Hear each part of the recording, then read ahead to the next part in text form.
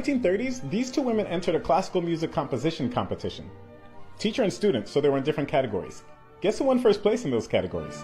Florence Price and Margaret Bonds. Back then in the US, there weren't a lot of female composers. There weren't a lot of black composers. But these women? Florence Price gave her first piano recital when she was 4 years old. She composed her first piece when she was 11. Margaret Bonds composed her first piece when she was 5.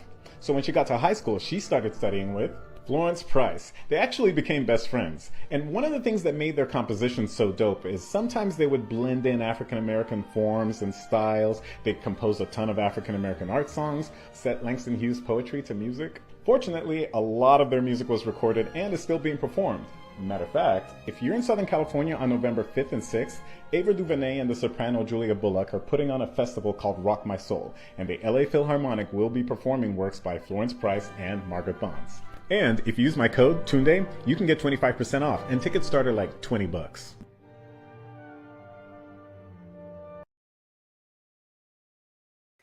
Good evening, good evening, good evening. Guess who's back?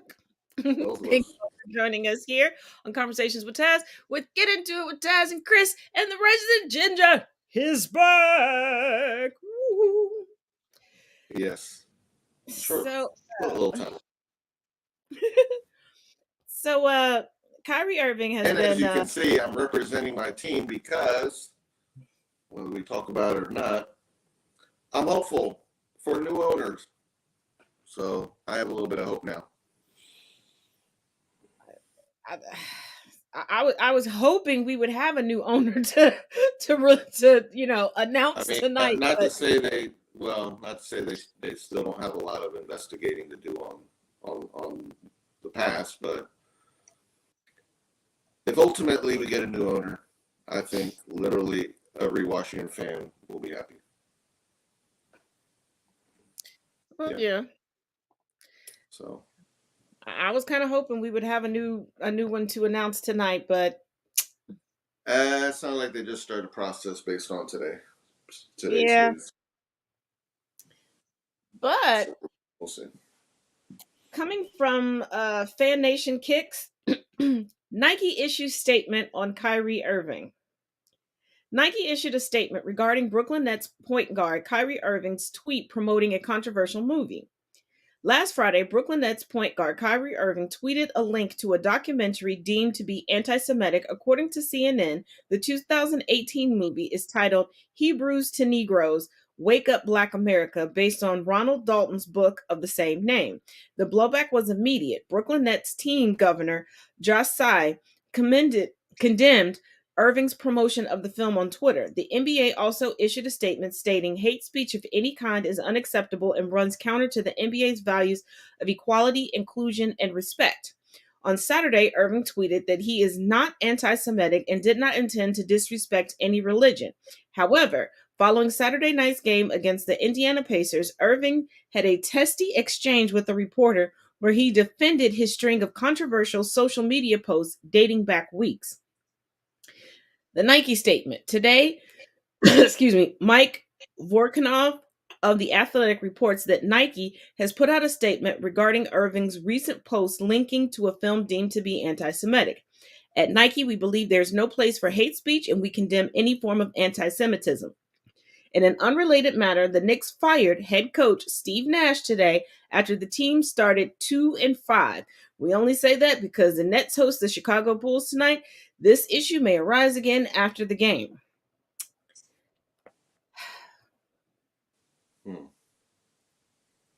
Right, and they made more news, like literally after they let Nash go with the old Boston coach. So, yeah. I'm just, you know what? Kyrie is has turned into the Kanye of the NBA. He has. And the movie that he tweeted about, I know the movie. I know what it is. I watched it because I had a bunch of people recommend it to me because they went off of the title thinking that it was going to be something else. And none of these people read the description. I know that I already have a potty mouth, but watching this movie, took me to 1942 sailor status. Oh, jeez. Like, that is how bad it was. And when I tell you there was a lot of pausing so that I could just calm myself down, and like, are they kidding me? Like, is somebody about to jump out and be like, haha, it's a joke? Wow. It was like a modern day Birth of a Nation. That's the best. wow. That's the best correlation I can get, where I'm just like, Well, in that case, it would have been shown in the last administration at the White House, like it was, like Birth of a Nation was way back when. yeah, with Woodrow Wilson. It probably was, which, well, if it's beyond, Paw Patrol, I don't think Trump can follow along. Paw Patrol. I don't know about Paw Patrol with them. I wouldn't trust them at a dog park. No. Mm-mm. But Yeah. okay. So Nike hasn't done anything further other than the statement, because Then just that statement. everyone's waiting to see what endorsements does what, and who's next to do such and such, and they're certain athletes just have that kind of spotlight, and they don't. Yeah, that's their point of view. Remember, Kyrie is the flat Earth guy. Yep, I remember. But he embraces it. He embraces being the Kanye of the league, and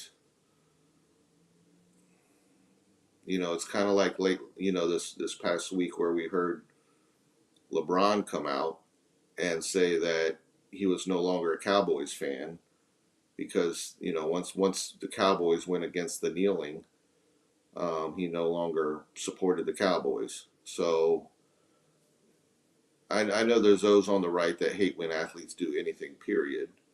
The whole shut up and dribble thing. See, here's the irony of the Cowboys and the Cowboys being called America's team. Mm-hmm. The term Cowboys started off as a derogatory term for black men on the ranch. Mm-hmm. White men were called cow hands. It was not a term of endearment. Mm-hmm. Yeah, like then that people and it became the cool thing to be called a cowboy because the Cowboys do this and the Cowboys do that, because these black men that were on the ranch were outshining their white counterparts, and then it was cool to be associated with that. And now, I'm a cowboy. It's my heritage. No, it's not. No, it's not. But we know this. If we look at terms that were used where boy was derogatory, boy was demeaning. It showed a level of, you're that far below me. And there are those that, still use certain words. They may replace the N word at times with boy. It goes hand in hand for those that not just grew up with it, but use it to this day. Mm-hmm. All right. Before we dip into Elon Musk, I got an update for you all on the racist costume from Utah. But I thought we were gonna get Amber Heard in a costume. I was like, I hope it's not a mermaid or something. If you watch CNN, I'm not a big CNN person. I jump in and out from time to time. I'll use a couple of their articles on here. You may have noticed some changes. And here's a video to explain to you why. Get comfortable. It's one of the longer videos. If you don't really care, come back in 2 minutes and 56 seconds. But we'll see you in 2 and 2.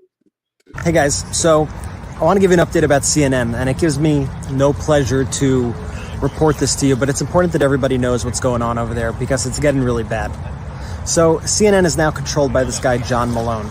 And John Malone is an actual donor to Donald Trump's Save America PAC. You heard that right.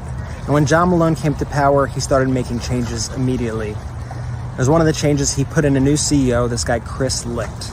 And one of the first things Chris Lick did, he went on an apology tour to MAGA Republicans, begging them, asking them, how could we win back your support? How could we win back your trust? Now, if you're a listener of the Midas Touch podcast, you know that we've been warning of CNN's rightward shift for months now, but we're really saddened that it's actually coming true.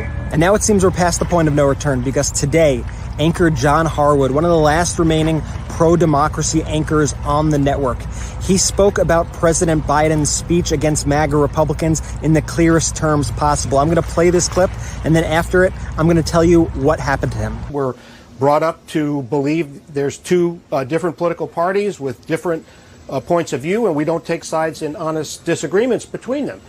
But that's not what we're talking about. These are not honest disagreements. The Republican Party right now is led by a dishonest demagogue.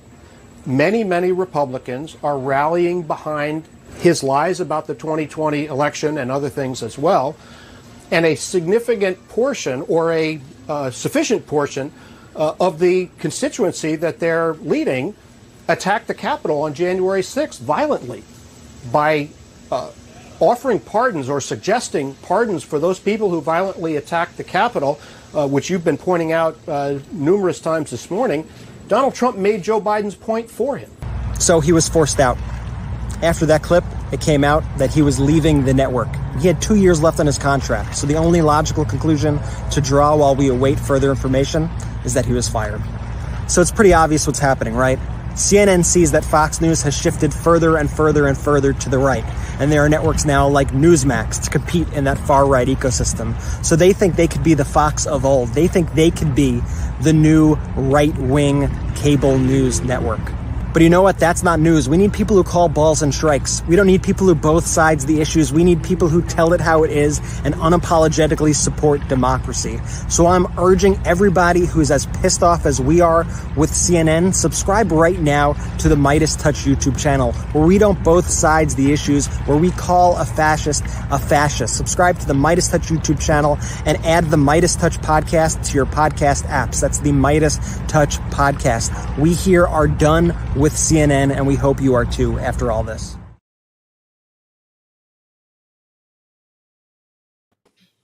And I will say Midas Touch does a good job, and it's rare that I actually compliment any news network, because just like politicians, I find something wrong with them all. But for roughly the year and a half that I've known about Midas Touch, they've reported the facts. Even when you can tell on their face they didn't like what they were reporting, they gave you the truth. That's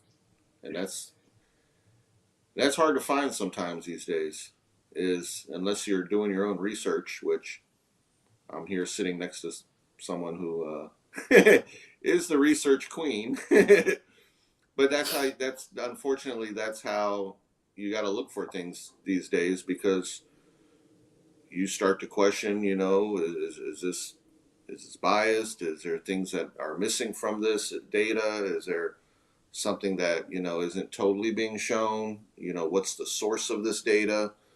You question things in the way that you should. You just don't go in and just doubt, I just don't believe this. That must be, a liberal poll or something. You just do your own research sometimes. You can find a lot of things. Oh, yeah. Just don't go as far as I do. Have a stopping point. I don't seem to have a stopping point.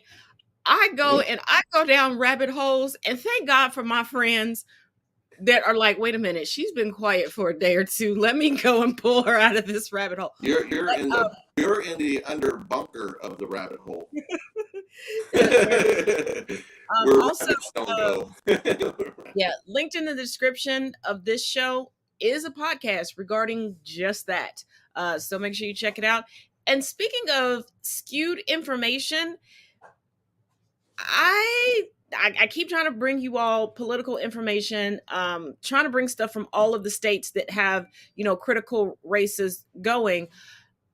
And if you followed me for a while, Chris and I kind of started our online one of those states journey together by talking about the RNC and different stuff. a lot of the polls have seemed really weird this year, where it's like we've just started early voting Yeah. and they're making it seem like there's a bunch of landslides. Mm. I found out why.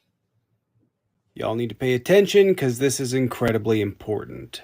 If you believe the recent headlines, you would think that MAGA fascism is ascendant. If you get past those headlines and dig a little deeper, you uncover an insidious and seemingly intentional campaign by Republican-backed polling firms to flood the zone and tip the balance of polling averages in favor of their candidates, to create a narrative that Republicans are surging and that a red wave is imminent and inevitable.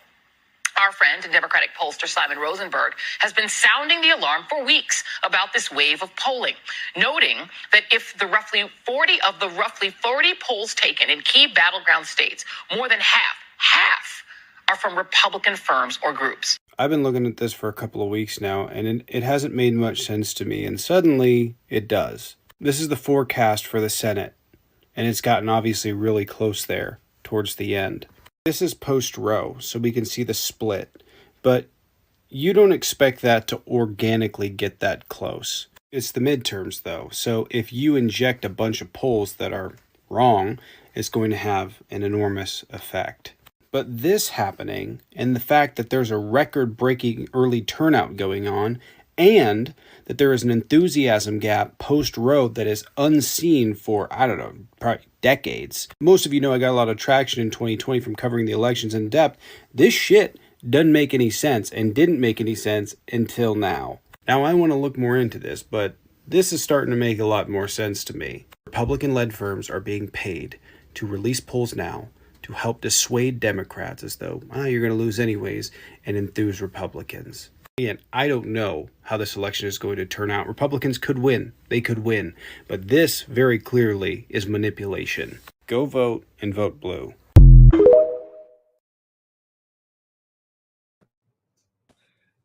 Yeah, I believe it. Yeah, because when I was looking at polls and I jump around, as you all know, I'm on certain apps that technically I shouldn't be on because I'm not conservative, nor am I a white woman named Glenda. But on all of these apps, I am a white woman named Glenda. And before y'all go, Taz, don't tell him the name. Do you know how many Glendas are on this app? On all of these apps, that's why I chose the name. They're not going to be able to weed me out. They're not. But then I jump around between News Nation, Newsmax, Fox News, all of these things. And I'm like, these polls aren't looking right. And I know that if I go to right-wing media, they tend to only poll their constituents. They don't come up and talk to anybody who's not. If you tell them, oh, I'm not conservative, or no, I'm not Republican, they don't count you. I get that. But even still, in all of my 45 years on this planet, I've never seen polls look like that, ever. And before y'all go, but Taz, you couldn't vote until you were 18. That don't mean I couldn't read or look at stuff before then. If y'all think that I waited until my 40s to start being on the research kick, newsflash. I was that student that worked the teacher's nerves. And yes, before I ask, I did have a red pen. And yes, I got sent to the office quite a few times for correcting my teachers. Surprise, surprise. But I tend to look at polls and early polls as the flip side. I look at it as a deterrent. Because remember, early polls, for those that haven't gone out and actually voted, there's those that, whether they're on the fence or we're waiting till election day, you're almost sent to, oh, this is in the bag. I don't really need to go because it's already decided. It's already going to be decided. When you have voters that aren't really into, hey, I need to go do my job and let my voice be heard, you do have a lot of voters that aren't as informed. They're not doing research. They're not doing anything other than tuning into the same broadcasts that they were scripted to watch and listen to. So putting out things like landslides is a little dangerous for any party, I think, because you always want to encourage people to go vote. And you don't necessarily want to say it's leaning this way, not, oh, we got this in the bag, people. You know, here it comes. Here comes the red hats. No, I mean, the fear factor on the other side is that's exactly why everyone else needs a vote, because this is dangerous midterm as much as it could be a presidential, just because of all the people out there on ballots that could affect future elections, could affect state abortions, everything. I mean, just across the board, you name it, they're sending us back to 1940.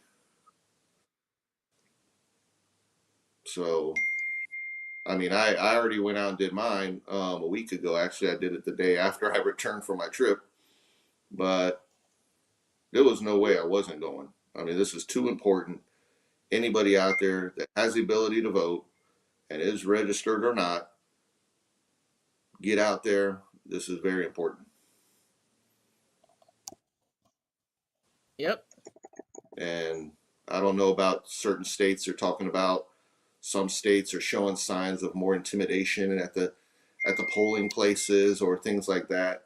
I don't know what's all is out there. I mean, I'm in a state where it's very scary here too. Democrats have not done enough in North Carolina to promote Beasley over Ted Budd, who was already dangerous because, of course, he was endorsed by the Mango Man. So in some cases, I do feel a certain way about the Democrats not stepping up a little more in certain states to really back a candidate. Because North Carolina, we can't really afford to lose it. I mean, right now, our governor is a Democrat. Our cities, I know Charlotte here, we have a Democrat mayor. But it's a big state. There's a lot of rural counties out there that are very red. Not just in the neck, but just red in general. It's very important in a lot of places across this country. Very much so. And if you were in the Commonwealth of Kentucky, if you are for bodily autonomy for women, if you care about young girls, on issue 2, vote no. The way that it is worded, you must vote no. Let me repeat this. The way that it is worded, you must vote no. If you vote yes, thinking that, oh, yeah, no. No, no, no, no, no, no, no, no, no. So they're getting you in the wording in the Commonwealth? Yes, they do that a lot in Kentucky and Ohio. I know for a fact because I've been in close proximity and been able to like physically get my hands on stuff and really go through and pick it apart. Because I hate having to read things off the internet because I can't really mark it up and do research on it, like, having a firm piece of paper in front of you. But yeah, they're pulling that. Now, before we get into some more political stuff, I don't even know how many videos this is. Grab a snack, grab something to drink, get comfortable. We got some videos regarding Elon Musk that you all need to be brought up to date with. And there's also 2 articles. I think 2 articles after the videos regarding him. And before you go, Taz, that's overkill. He's overkill. He won't stop. Okay. He won't stop. When I thought I had all the up-to-date information right before we went live, I had 3 people go, did you know about this? No, I didn't. Elon, take a break. Take a nap. Go to sleep. Do something. He's trying to do everything in 1 week. Getting on my... All right. So we're going to watch these videos. Like I said, turn the volume up so y'all can still hear. Go get your snacks, go get your drink, go get your comfy blanket, whatever, makes Go to you, the bathroom. yeah, that too. Potty break. Sorry, I got distracted because Sir Puppers decided he's got new pajamas, so he thinks he's the shit. So he likes to come over and look at me, turn around so I can look at him in his pajamas, and then he walks away. It's my dog. But here we go. Like I said, it's going to be a couple videos in a row. Then I'm going to come back with 2 articles, and then we'll discuss it. See y'all in 10 and 10, I guess. I don't know. Tech billionaire Elon Musk, pictured here realizing just how quickly someone can lose $44 billion, is in the news after a deeply terrifying announcement. He's gotten rid of all of Twitter's board of directors and appointed himself the sole director, a move that I'm sure will have absolutely no potential consequences, since thus far things have been going very smoothly, since his changes to content moderation have led to significant increases in hate speech across the platform. And his plan to charge people $20 a month to get verified led him to get into a very bizarre Twitter fight with Stephen King, who said if they do that, he's gone like Enron. To which Musk replied, "We need to pay the bills somehow. Twitter cannot rely entirely on advertisers. How about $8? Which is magnificent. He thinks that the problem Stephen King has is that he can't afford $20 a month. You may have missed the point, Elon. But this is deeply concerning because it represents a further centralization of power in the hands of a billionaire. So to recap, a billionaire owns the public square and is the sole director of it. Another billionaire owns Facebook, Instagram, WhatsApp, and a bunch of other stuff. A third billionaire owns the Washington Post. Another billionaire, Michael Bloomberg, owns an entire media network. Billionaire Rupert Murdoch owns News Corp, which runs Fox News among many other things. And another billionaire owns the New York Times. Much of what you hear about the world is being financed and managed by billionaires.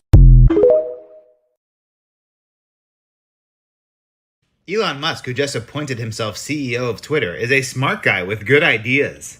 He wants to charge people $20 a month to be verified, which is definitely a reasonable rate and not a completely unreasonable rate.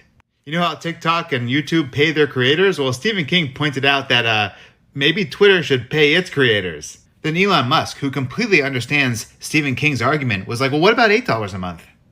Oh, look, he updated it to $8 because that was the problem. Oh, and he's talking about Twitter's current lords and peasants system, the richest guy on Earth. Hey, what about the Earth's current lords and peasants system? Power to the people who I will be charging $8 a month. Oh, this will also give Twitter a revenue stream to reward content creators, the people who are paying you. Also, Elon Musk, who is a very good boss, said that if the employees who are supposed to build this system into Twitter don't build it on time, they'll be fired. So he gave them a single week. I'm not worried for the employees, though, because Elon Musk has a very good sense of how long things take. That's why Teslas have had full autonomous self-driving since 2018. And why we've all had his brain chip implanted into our brains since 2020. And why SpaceX has been on Mars since 2018. And why the US has had 0 COVID cases since April 2020. Anyway, great ideas from a guy who spent $7,500 on a costume of nothing that you have to explain to everybody? Good job. Welcome to hell, Elon, is the headline posted by Nilay Patel, the editor-in-chief of The Verge, this morning. This article is so good that I'm just gonna quote chunks of it verbatim, starting with the first sentence. You fucked up real good, kiddo. The first major point Patel makes is that Twitter's problems are not engineering problems, they are political problems. Twitter, the company, makes very little interesting technology. The tech is not the valuable asset. The asset is the user base. Politicians, reporters, celebrities, and other people who should know better but keep posting anyway. You, Elon Musk, are addicted to Twitter. You're the asset. You bought yourself for $44 billion. Congratulations. But probably the best point Patel makes is that there's a reason free speech platforms don't do well, and that's because we live in a capitalist society where you need big money to function. You need brands to advertise.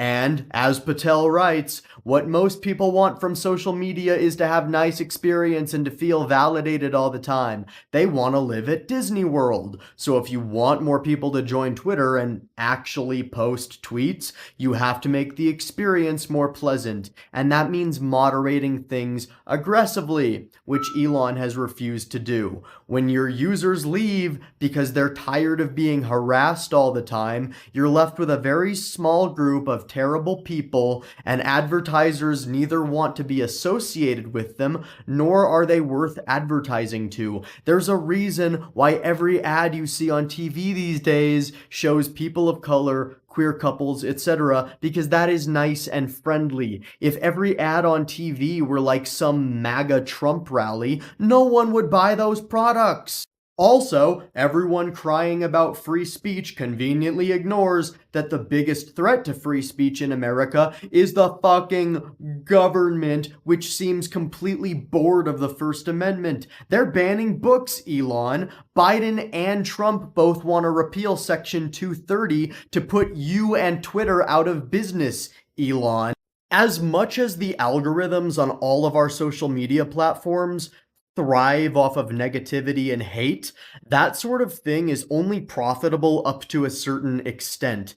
And that's why the worst of the worst people generally tend to get kicked off of YouTube, Twitter, TikTok, etc. Because you can't have advertiser dollars next to that content. All of the other platforms have figured it out. Elon's about to fuck around and find out. So Elon Musk bought Twitter. Here's how that's going. He dissolved the board of directors and named himself CEO. He runs 4 companies but has found the time to act as personal concierge to far-right political figures. On Monday, Jenna Ellis tagged Musk in a tweet, complaining that the Twitter account for Arizona Secretary of State candidate Mark Fincham had been suspended. Less than an hour later, Musk responded saying that he was looking into it. Fincham is an election denier, a member of the Oath Keepers militia. He also co-sponsored legislation that would allow Arizona legislature to ignore voters and declare anyone the winner of an election. Less than an hour after Elon said he was investigating, Fincham was back on Twitter, thanking Musk. On Sunday, Musk replied to a tweet by Hillary Clinton with a link to an article by the Santa Monica Observer. Musk pushed this conspiracy theory after it circulated amongst far-right political figures. Musk deleted the tweet, but never acknowledged his mistake or apologized. Musk is the richest man in the world, but he does not have access to a ton of cash. He financed the Twitter deal in part by taking out loans that will require Twitter to make $1 billion in payments every year. Before the acquisition, Twitter was not a reliable source of profits, so Musk is under a lot of pressure to produce cash so Twitter can make its loan payments. Musk's idea? Charge verified users, and allow those who aren't verified to pay for the privilege. Musk originally wanted $20 per month, but after Stephen King complained, he lowered the proposed price to $8 per month. The verification badge will no longer signify anything beyond the willingness to pay $8 per month to Musk. But advertisers, which represent Twitter's only consistent form of revenue, they are watching Musk. IPG, a major advertising agency, is reportedly recommending that their clients institute a temporary pause on Twitter ads. This has been Popular Information. Remember to follow along here and subscribe for more accountability journalism.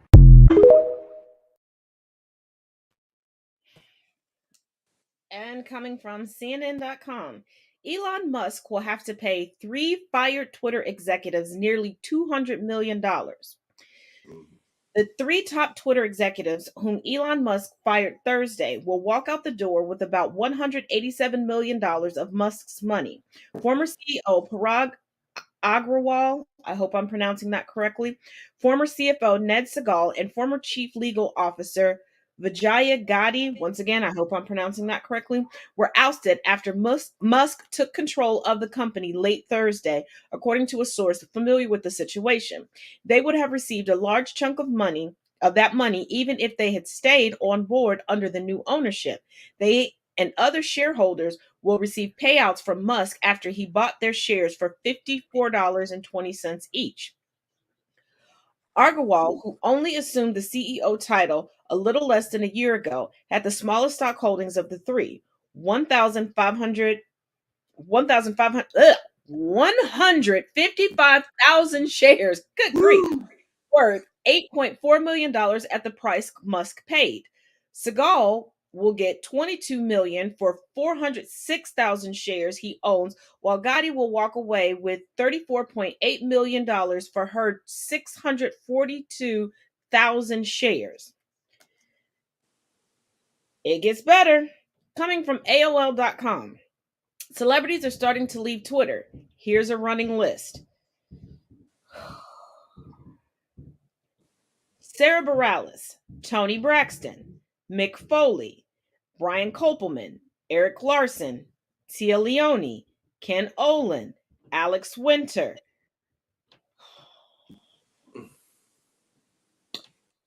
And Amber Heard. Also, not forget this little nugget. Remember when Musk touted that he was giving free Wi-Fi to the Ukraine so that they could stay connected? Actually, we the taxpayers and taxpayers of 3 other countries have been paying for that. And he just recently said, I can't continue to pay that. I just don't have the money for it. No, bruh, tax season is coming around in this country. We not gonna have the money to pay for that. Mm-hmm. Right.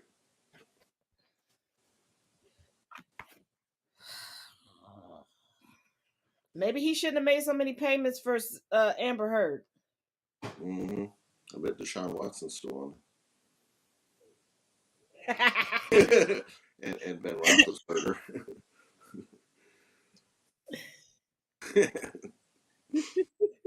Oh, hey, D-Mac. D-Mac is watching us. D. What's up, D? And Elon. Yeah, Elon Musk is a flaming hot Cheeto mess. And like I keep reminding people, they keep touting Elon Musk as one of or the richest man on the planet. He has virtually no liquid assets. He's living off of borrowed money. He is the ultimate welfare queen. He keeps going to the United States government, other governments, taking out loans because the money he got to buy Twitter came from Saudi Arabia. He is the Section 8 welfare queen. He really doesn't, he pays himself in commodities to avoid having to pay taxes. Keep an eye on Tesla. That's why you can't, that's why they keep catching on fire. He keeps acquiring these companies that he doesn't know how to handle. But last night, if you all remember, I ran a video regarding a collection of high school students. They look to be juniors, seniors in high school, so young adults, who decided to put together a very racist costume and be snarky about it in a Walmart. Well, 2 of those people have issued, excuse me, an apology. Here are the apologies. I'm going to read them to you. The actions I showed in the video have no reflection on what kind of person I am. I am wholeheartedly sorry for the costume I had on. I am willing to fix my behavior and do what's right. That was a choice. That was a choice. First of all, I believe that about as much as I believe Trump taxes. Now, the second apology.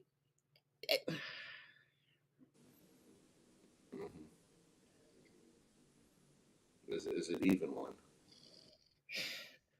This is what it says.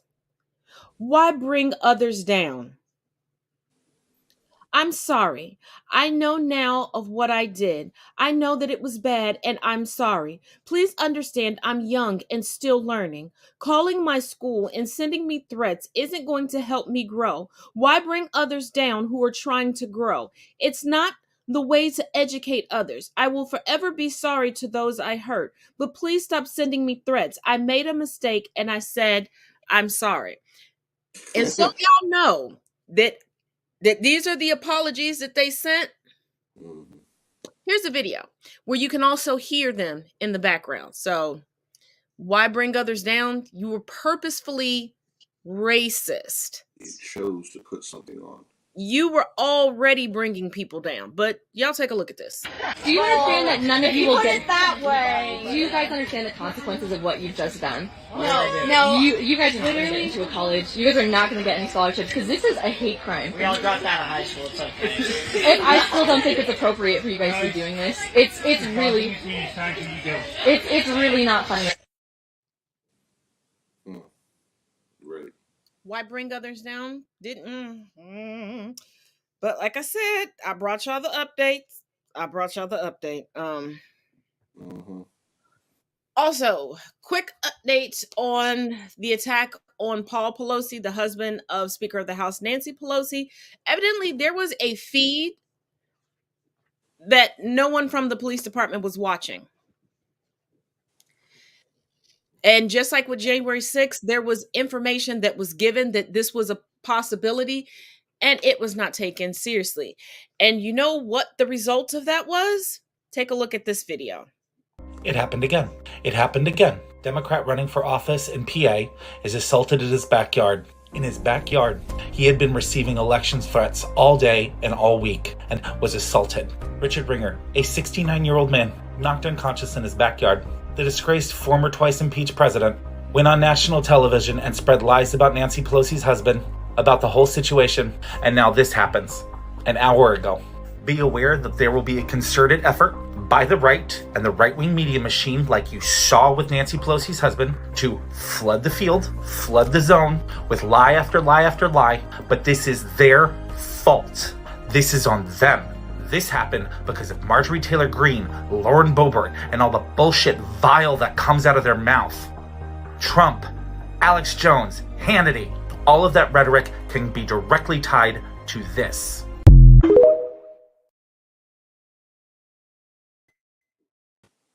And let's not forget that a former PR agent for the right came out and said that what turned him off from being on the right, was that he was originally consuming the propaganda and became weaponized, got hired by certain people on the right, and realized, because they were telling him, yeah, we know it's a lie. We know we don't believe it. Just push it out there. As long as they come to our side, we're fine. That's part of the grift. Yep. It's part of the grift, but you're creating, not just taking people's money, you're putting violence out there. Because they're all in it. Because they told their people, only listen to us. Don't listen to the others. That's lies. So you've turned, you've put the cult in action to only following the leaders. That's why it's a cult. Yep. Cult of violence, hate, lies. And they're mad. They're mad at one of the upper echelon of the cult because Ted Cruz slipped up and told the truth. So Tucker Carlson called him in to call him out. The girls are fighting! So Ted Cruz recently spoke about what happened on January 6th, and he called it a terrorist attack, which is exactly what it was. And I want to commend Ted Cruz for telling the truth. He finally said what was on his mind and didn't worry about offending his base or offending anybody. He told the truth, and he explained exactly what he thought about January 6th, and he called it a terrorist attack, and I'm proud of him for doing so. But let's just say that the base got mad, and so he went on Tucker Carlson, tucked his tail between his legs, and attempted to backtrack his statements. And so I have that clip for you, and I want to play it for you. And you never use words carelessly, and yet you called this a terror attack when by no definition was it a terror attack. That's a lie. You told that lie on purpose, and I'm wondering why you did. Well, Tucker, thank you for having me on. When you aired your episode last night, I sent you a text shortly thereafter and said, listen, I'd like to go on because the way I phrased things yesterday, it was sloppy and it was frankly dumb. And I don't buy that. Whoa. I don't buy that. Look, I've known you a long time, since before you went to the Senate. You're a Supreme Court contender. You take words as seriously as any man who's ever served in the Senate. And every word, you repeated that phrase. I do not believe that you used that accidentally. I just don't. So, Tucker, as a result of my sloppy phrasing, it's caused a lot of people to misunderstand what I meant. Let me tell you what I meant to say.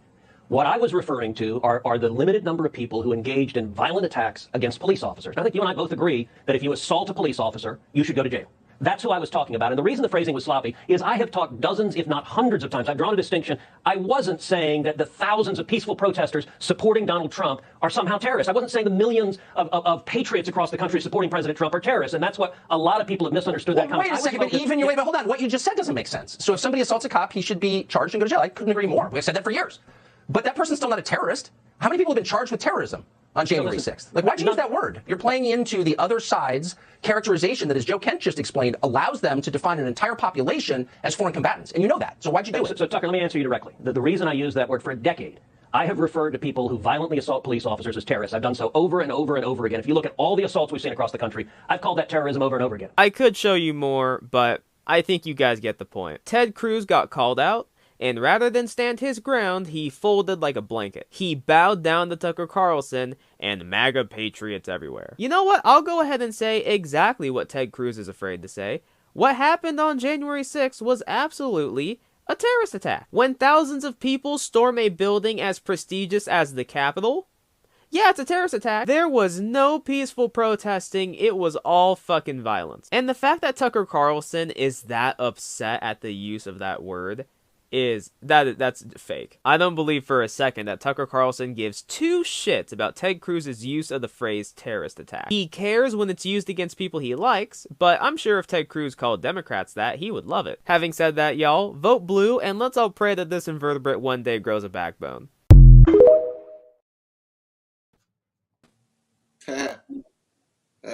The old lack of Cancun cojones. Yeah.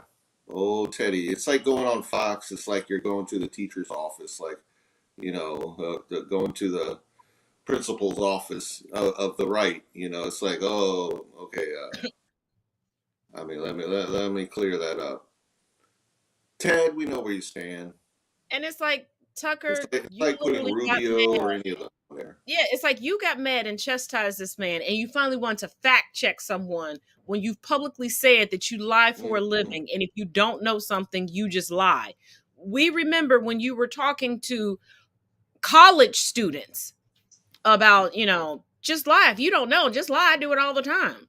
When you got sued, you said no reasonable person would believe what you have to say. You're not even a journalist. You got your job through nepotism, and you're now fighting with people over social media because your son got his job through nepotism. And while you're trying to run Hunter Biden through the coals, why don't you tell people about that letter you wrote to Hunter Biden to get your son into college?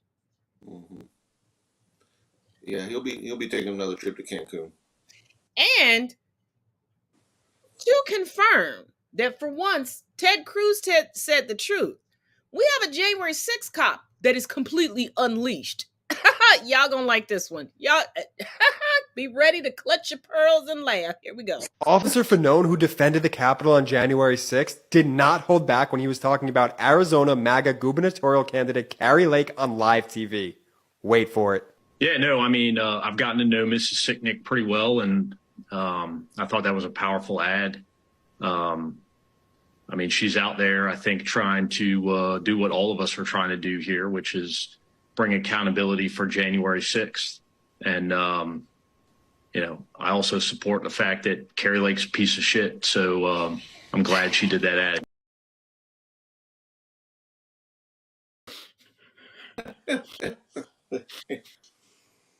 Yeah.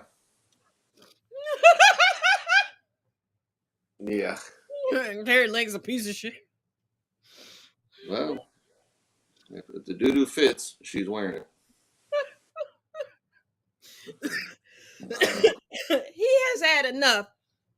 Yeah. I've watched so many interviews with this man, and he's been so careful with his words. Mm-hmm. He's had enough. He has had enough with them. Well, if he sat a week in Arizona, I'm sure he'd get a whole lot more lively than that. Because Arizona is just out there in cuckoo land. Oh my God. So completely. But we know Kari Lake loves Trump. So we're going to play 1 degree of separation. So from Kari Lake to Trump, evidently, there is a bigger rainbow connection between Trump and Clarence Thomas. Let's take a gander. Very, very troubling news being reported this morning. It looks like one email was uncovered where Trump's attorneys are talking with one another and discussing, and I quote the letter, Justice Thomas as the only chance to stop the 2020 election certification. You'll remember in this video that you see behind me, I had discussed how Circuit Judge David Carter had stated in an 18-page opinion that it looked from emails that he had reviewed that Trump had stated false information in a filing with the court. Well, it looks like those emails that Judge Carter is referring to also contained this troubling information. This is an email from Trump's attorney, Kenneth Chesebro. And in these emails, the writers outline a plan to delay and impede the certification of the elections with the help of Justice Thomas. Part of the email reads, "We want to frame things so that Thomas could be the one to issue some sort of stay or other circuit justice opinion saying Georgia is in legitimate doubt." In it, Chesebro also says, and I quote, that Thomas would be our only chance to get a favorable judicial opinion by January 6, which might hold up the Georgia count in Congress. Now, I don't need to tell you how troubling this information is, considering that Thomas's wife, Ginny Thomas, has been found to be very intimately involved in the January 6th events, even after January 6th.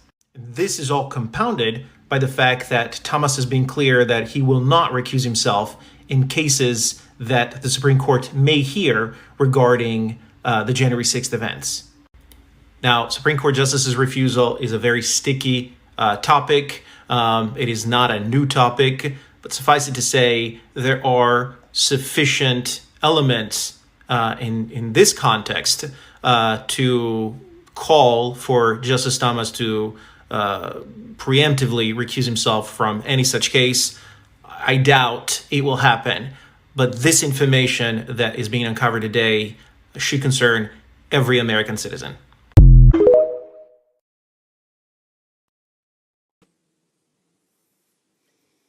They would know how to phrase things to make sure that Thomas would be able to take the lead on it because of Ginny Thomas. Clarence Thomas is not going to recuse himself because, one, he's trying to save his wife. And two, his wife, excuse me, as well as himself, are too far down the rabbit hole. And given that this week, while SCOTUS was hearing two different cases referring to affirmative action in college admissions, Clarence Thomas himself said he doesn't understand what diversity is. A black man in the United States said with his whole chest he didn't understand what you know what? I know Sotomayor and Miss Katanji. Fuck you said.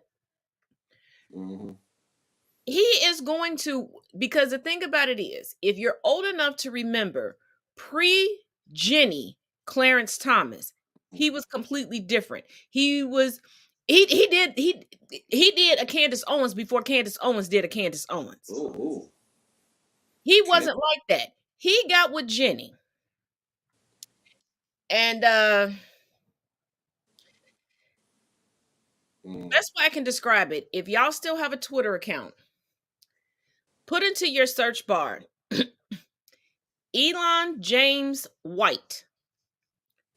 Read those tweets. Read that story. Clarence Thomas is no different than Kanye West. They will use black people in the black community that they are in for emotional labor, for financial gain,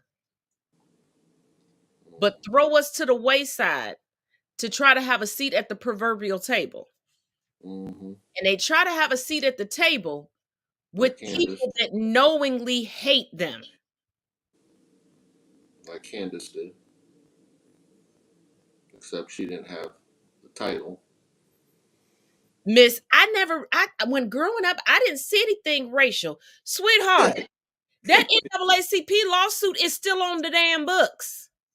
And it wasn't white people that had your back in that community. It was the whole BIPOC community that had your back. Them dudes wanted to kill you. But speaking of people about to be in a box with Lizzie,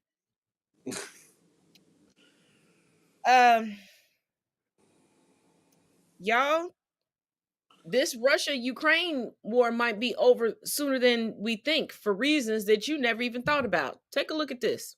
Russian President Vladimir Putin is battling both pancreatic cancer and Parkinson's disease, according to a new report citing leaked Kremlin emails. A Russian intelligence source appeared to confirm in messages viewed by The Sun what has long been rumored about the 70-year-old. I can confirm he's been diagnosed with early-stage Parkinson's disease, but is already progressing, the security services insider reportedly claimed. This fact will be denied in every way possible and hidden, the source said. Putin is regularly stuffed with all kinds of heavy steroids and innovative pain-killing injections to stop the spread of the pancreatic cancer he was recently diagnosed with, the person said.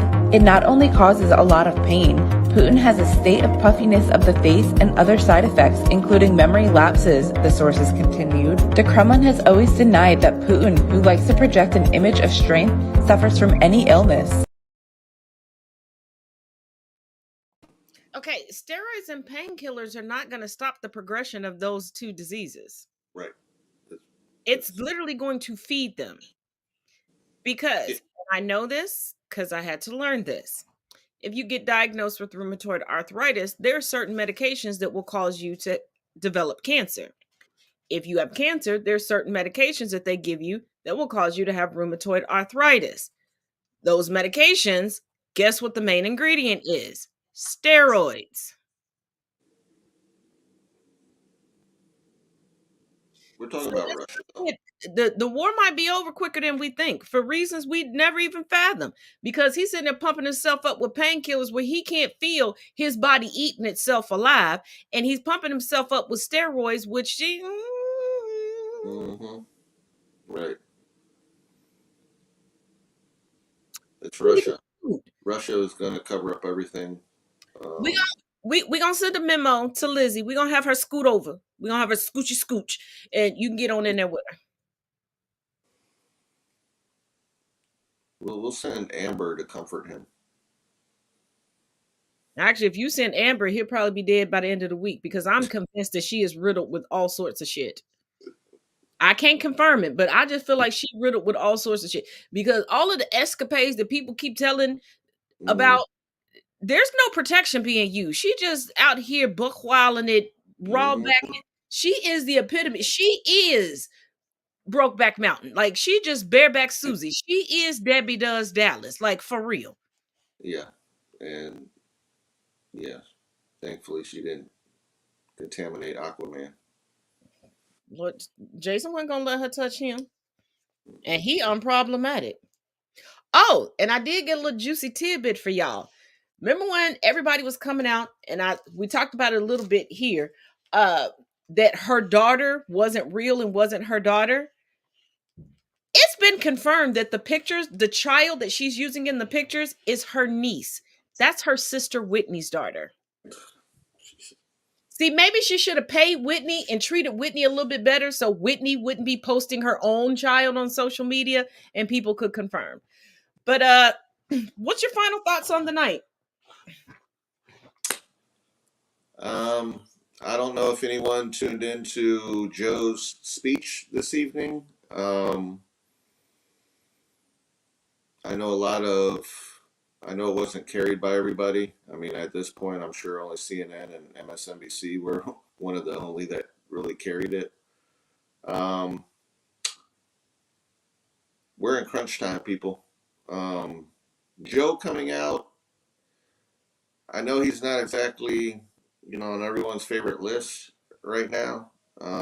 We're getting a lot more feedback from Barack going around the country. He's made some amazing speeches out there. And believe me, if Barack was on the ballot, he might clean house. You know, they or said even Michelle. Ari said that tonight on MSNBC because I watched the speech and I was like, you know what? That's what we needed.